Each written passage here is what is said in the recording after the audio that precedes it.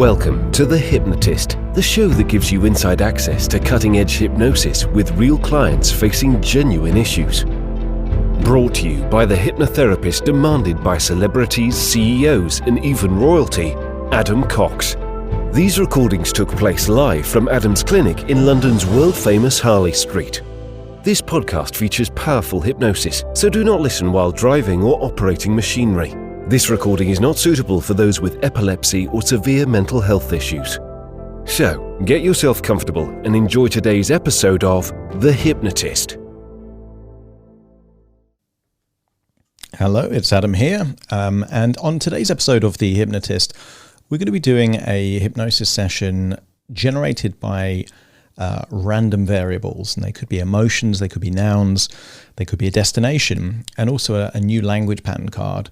But one thing I wanted to do is answer a question. So someone emailed me this morning, a regular listener of the show via YouTube rather than the podcast, Edgar, and he was asking, essentially, is it okay to listen to multiple hypnosis sessions in a single day? Or is it better to kind of focus on one before moving on to another one? And there's two ways that you can really look at this. And I would say any form of therapy, any form of change should be a reflection of your intention. So if your intention is to seek inspiration and reflection and new insights about yourself, then listening to multiple hypnosis sessions is quite useful from that perspective, because you're giving your mind and your brain access to more information. If you're a hypnotherapist and you want to get inspiration for different, let's say, protocols or language patterns, or the use of nested loops in, kind of sessions or different metaphors, again, listening to multiple ones is very useful, because then you're going to get access to more information, which enables you to create new distinctions. If, however, there is a specific change you want to make in your life, you want to lose weight, you want to address some form of anxiety, you want to overcome a phobia, you want to, let's say, access a particular resourceful state, then I would say, because your intention is different, the strategy is then different. And then it makes sense to focus on perhaps just 2 or 3 episodes that relate to the very issue that you're working on, and focus not so much on listening to the hypnosis, but how the hypnosis is going to enable you to make different choices and decisions and behaviors in your real life. Where the rubber meets the road is not in the hypnosis sessions, it's what you do after you hear the hypnosis sessions. And what you don't want to do is to form a belief that hypnosis is something that happens to you. Hypnosis is something that happens with you. So you can't, for example, read a book on generating wealth or investment techniques and then complain that the book didn't make you rich. The purpose of the book is to facilitate new decisions, new action taking, and a different attitude to risk that then could lead to a chain of events that actually increase your net worth and your financial value. In the same way that a book can't make you successful, hypnosis can't, fully create the change. It's a catalyst for change, but you always want to take personal responsibility for any change. And that's why I can't just say, yes, listen to loads and listen to one. It really is a reflection of your intention and your objectives. So hopefully that answers your question, Edgar, but for anyone else there, I hope that's useful as well for you to build a bit of a framework in terms of how best to use these videos or these audio recordings to best get value in your life. So because this is a randomly generated hypnosis session, for those watching on YouTube, I'm now going to share my screen. And we're going to go to Earth Roulette. And I'm spinning this. And again, it's the UK. It is a town called Leamington Spa. And I think I have been to Leamington Spa for a meeting actually that I had with a client there. It's a large spa town in the West Midlands, not too far from Coventry and Birmingham. fine Regency architecture and parks. And it's most well known for the Royal Pump Rooms. That's a historic building that accesses the spa that the town is built on. So we might utilize that in this hypnosis session. The random word generator. So I'm going to click random, generate random words, 3 nouns. Here we go. Manufacture. So making something. Judge, which is normally evaluating. Normally if something is good or bad, guilty or not guilty, but judge is kind of also a first impression. So we're going to utilize that in the hypnosis session. And remain. And I particularly like the word remain because in therapy, a lot of people focus too much on what they want to change. But I would say at least 95% of everything in your life is probably good. You probably want to keep that stuff. You don't want to change everything. And part of being a good therapist is to know what not to change, rather than just kind of changing everything. Because therapy can, if you have someone that's normally very, like for example, most people have had the experience where they used to be really enthusiastic about a topic. I used to love maths, for example, and I changed school, and one teacher changed my emotional state about maths to make me hate maths. So, it would have been good for me to keep my enthusiasm and passion for maths, but it changed when my situation changed. So it's good to think about what do we want to remain. So we're going to use that word in this session. And then the random emotions, despair. So despair is normally more intense than sadness, but what makes despair rather than just feeling sad or feeling down is it normally has a touch of hopelessness about it, that you're feeling bad and you don't think things are going to get better. So despair quite often is used when people are feeling really depressed, really low. So we're going to utilize that to change that state. And the second emotion is surprise. I like surprise. People say they like surprises or they don't like surprises are lying. They like surprises that are good and they don't like surprises that are bad. So we're going to utilize this element of surprise. And then the final ingredient is going to be the hypnotic language card. I'm just looking at the time here because I've got about 20 minutes before my next appointment. Randomly picking this. If you're watching on YouTube, you can see it's randomly picking this. This is the Mike Mandel language card. It's the 5 of clubs, which is and best of all. I'm going to read out what it says on the card. When we say this, it engages the brain's attention. We all like to know what's best, so our minds listen intently for what's coming up, because this statement is tied to positive emotions. Here's the example. And best of all, you don't even have to think about these patterns after a while, because they'll work on their own. And best of all, you can leave the learning to your unconscious mind. So expect to hear the phrase and best of all at least 2 or 3 times in this hypnosis session that I'm about to do. So I know that's quite a long intro because I was kind of addressing Edgar's question there. Hopefully you found that useful. For the hypnosis session though, find a quiet place where you won't be disturbed, relax and enjoy the session.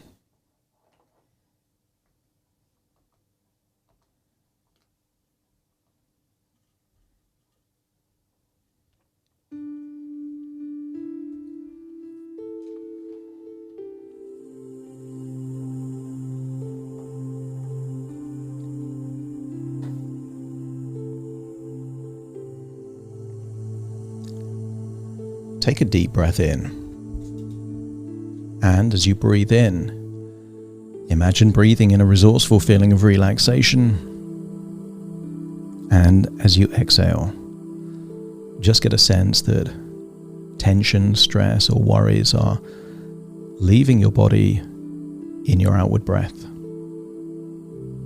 Breathing in that resourceful feeling of relaxation, and as you exhale, if it's safe to do so, allow your eyelids to close, and in closing, notice that more of your attention can be on the sound of my voice.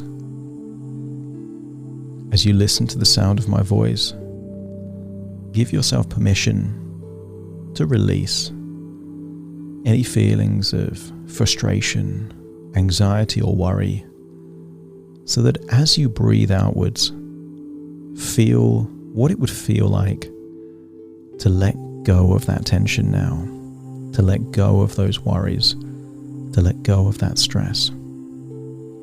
Meaning that just breathing in and breathing out can create a feeling of not just relaxation, but a feeling of resourceful relaxation. The kind of relaxation that enables your body and mind to reset and to feel like your batteries are recharged again.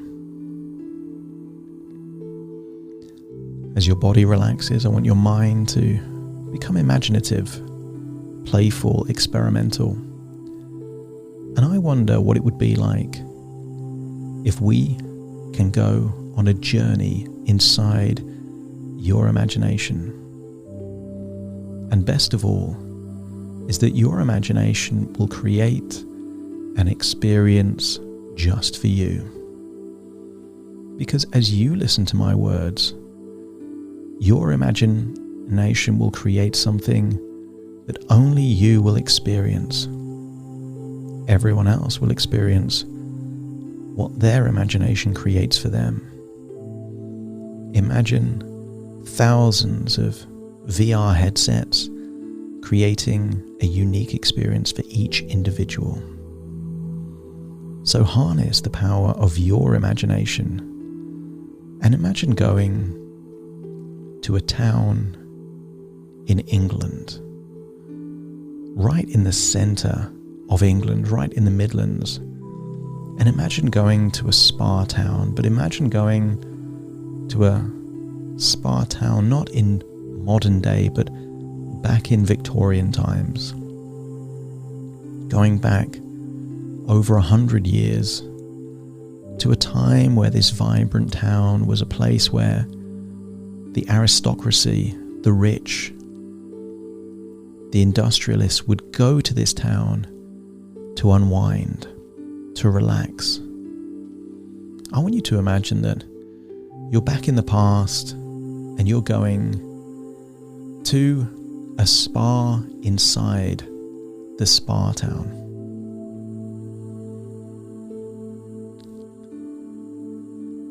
I want you to imagine that it's an old Victorian building.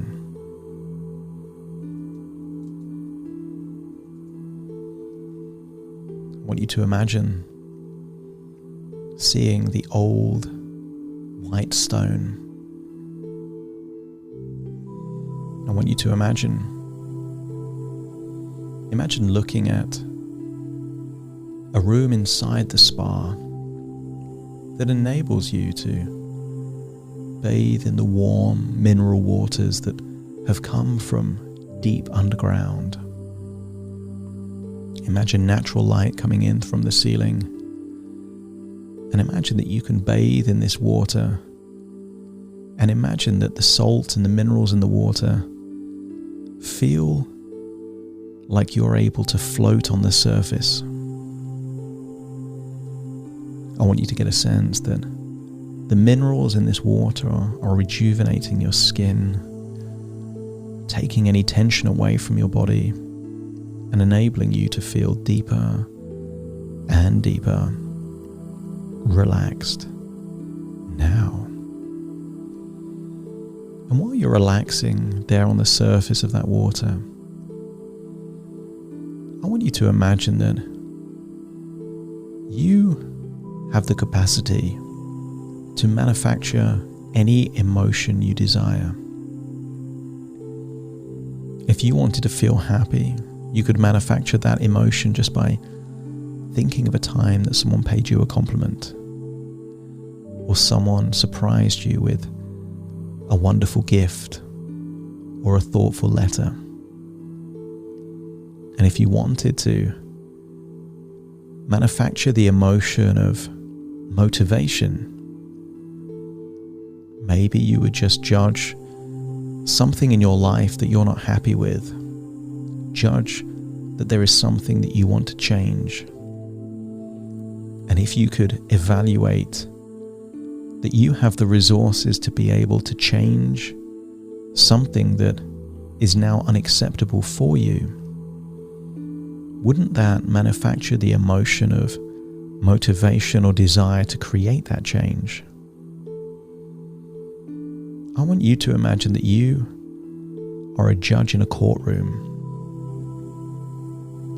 and that you get to decide of everything in your life, what should change and what should remain.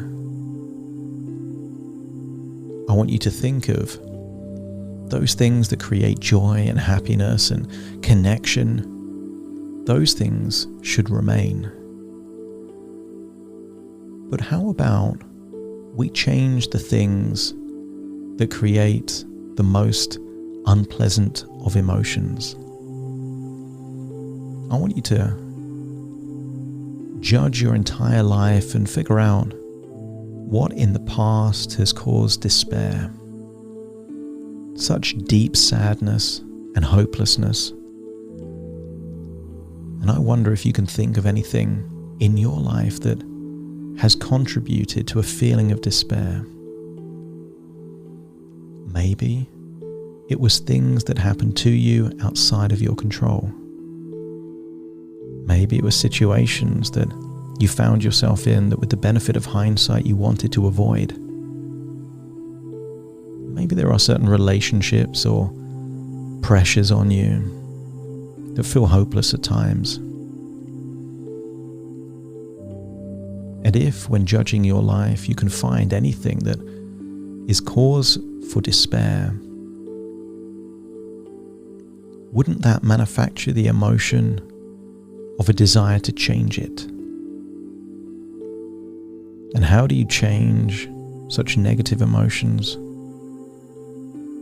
Well, first of all, you decide what you would rather they were. If you're in a job that causes despair, what would need to happen for you to be able to leave that job and to move into something else? A lot of the time, despair is caused by a feeling of hopelessness because we're looking for just a single solution to a problem. And I wonder what would happen if, rather than looking for a single solution to a complex problem, I wonder what would happen if you entertained the idea that doing something that improves it even slightly can create the momentum to create even further changes. And best of all, you don't even have to worry about what that solution is.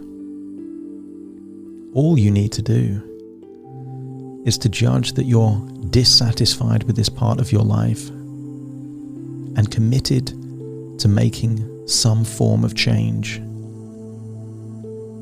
If you're feeling despair about your body shape, it's unrealistic to wake up tomorrow exactly being as lean and as toned as you would want to, but perhaps you can find the motivation to just walk for 10 minutes. And I think you'll find that even walking for 10 minutes would manufacture a feeling of pride, a feeling of accomplishment, a feeling that you're taking back control of something that you've already judged to be no longer useful for you. But don't forget to keep all of those amazing things in your life that you want to remain with you. Perhaps your friendships, perhaps your experiences, perhaps those qualities within your life that even if you were to change and become slimmer or wealthier, even if you were to change a key relationship or a key job, the majority of what's in your life you would probably want to have the same. And best of all, what this means is that there is so much to be grateful for in your life, even before this change takes place. Despair can fuel a decision to change. And I want you to allow your subconscious mind to surprise you with ideas as to how that could happen. And with surprise, what's best of all is you get to wait knowing that your unconscious mind is seeking solutions for you even when you sleep. No matter what you do, your mind is hoping to surprise you with ideas, intuition, and solutions to something you've already judged that you no longer want in your life.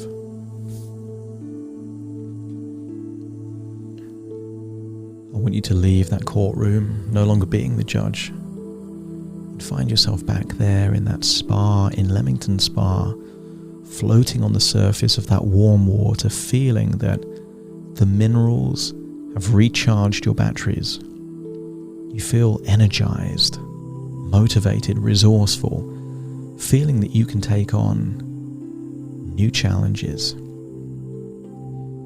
Perhaps you can even change those things that have left you feeling frustrated or hopeless at times, but now with this new energy, allow your body and mind to surprise you with small actions, small thoughts, steps in the right direction that will take your life into innovative and positive ways. You're already surprised at the power of the subconscious mind. And I want you to trust that your subconscious mind will now work for you rather than against you, taking your life into powerful, positive directions.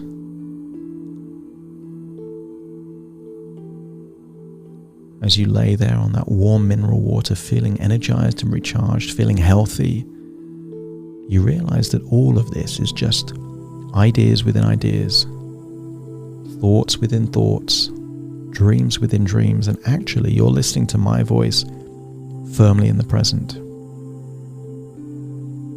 Very soon I will count from 1 to 10 to awaken you. You will awaken feeling resourceful, feeling motivated, willing to allow your subconscious mind to surprise you, and best of all, there's nothing you need to do other than listen to your intuition.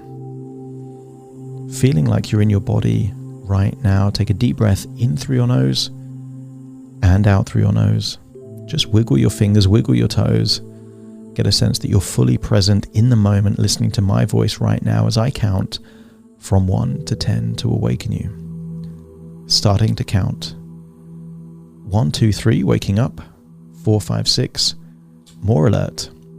7, 8, open your eyes, open your eyes. 9, 10, wide awake, wide awake, wide awake.